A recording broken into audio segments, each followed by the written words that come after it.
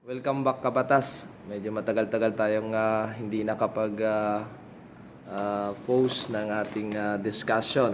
So bago tayo pumunta dun sa ibang topic or ibang batas na umiiral sa Pilipinas, nais lang nating tapusin yung ating nasimulan doon sa Republic Act 9262 o yung ating Anti-Violence Against Women and Their Children Act. So ngayon, pagpatuloy lang natin, punta naman tayo sa protection order. So ano ba tong protection order? Ang protection order ay isang order or utos na ibinababa ng punong barangay or sa absent niya ng barangay kagawad or ng korte base or alinsunod sa Republic Act 9262. Ang protection order ay naglalayon na pigilan ang violators o yung mga kapareha ng babae na ipagpatuloy yung kanilang pananakit o pag-violate ng Republic Act 9262.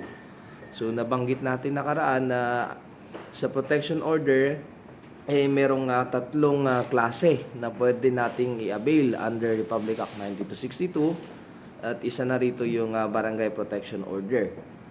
At nandyan din yung Temporary Protection Order at ang Permanent Protection Order. So isa-isahin natin ito. So saan ba ipina-file ang Barangay Protection Order? So nandun pa lang sa title niya, Barangay Protection Order, sa barangay ito ipafile. Ngayon ang tanong, saang barangay?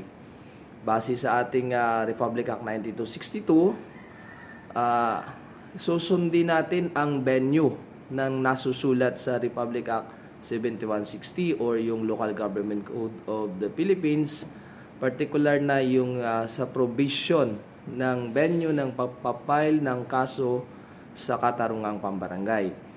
So kung ito ay ating susundin, doon tayo magpapile kung saan residente ng barangay or saang barangay residente ang ating inirereklamo. So kung siya ay residente ng Poblacion District 2, sa Poblacion District 2 tayo magpapile kay Kapitan, no? So kung siya naman ay residente ng ibang barangay, doon din magpa-file ng protection order.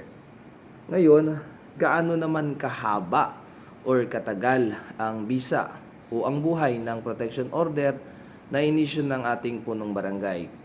So alinsunod sa ating batas, ito ay may effectivity lang na 15 days mula nang ito ay in-issue ng ating punong barangay. And sakali naman na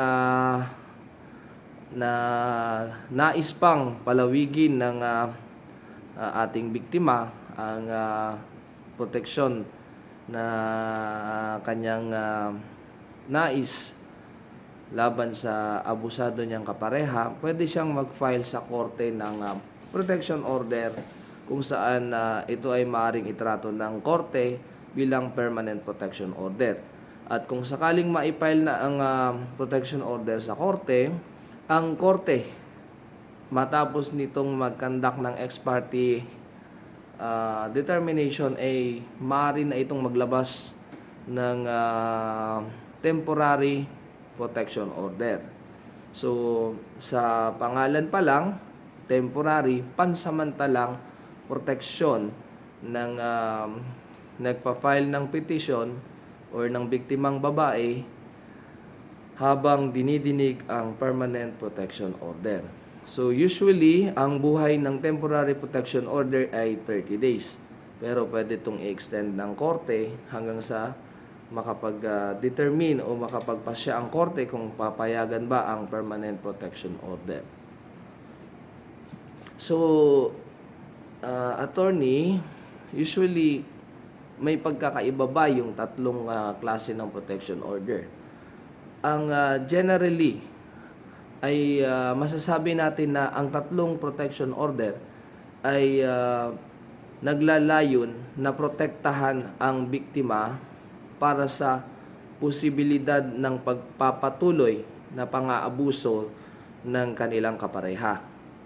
Pero kung ating susuriin, ang Barangay Protection Order ay masasabi nating limitado lamang sa dalawang klase ng violation na nasusulat sa Republic Act 9262. At sa provision ng Republic Act 9262, sinasabi na ang Barangay Protection Order ay maaaring sampa o ma-file ng biktimang babae kung ang violation ay tumutukoy sa Section 5A at B, kung saan ang naunang provision ay tumutukoy naman sa physical harm na ginagawa ng violator. At yung ikalawa namang provision ay tumutukoy naman sa pagbabanta o sa banta na maaaring maidulot na physical harm ng violator. Samantala, ang temporary pati ang permanent protection order ay para sa lahat ng pang-aabuso na maaaring ginagawa o nagagawa ng violator. So, kung ating babalikan, ano bang klase mga violation or violasyon sa Republic Act 9262, yun ay nahahati sa 4 na kategorya. Tulad ng nasabi natin, ito ay physical, sexual, psychological, and economic violence. So, attorney, paano naman ngayon kung ang protection order na inisyu ng barangay o ng korte ay nilabag ng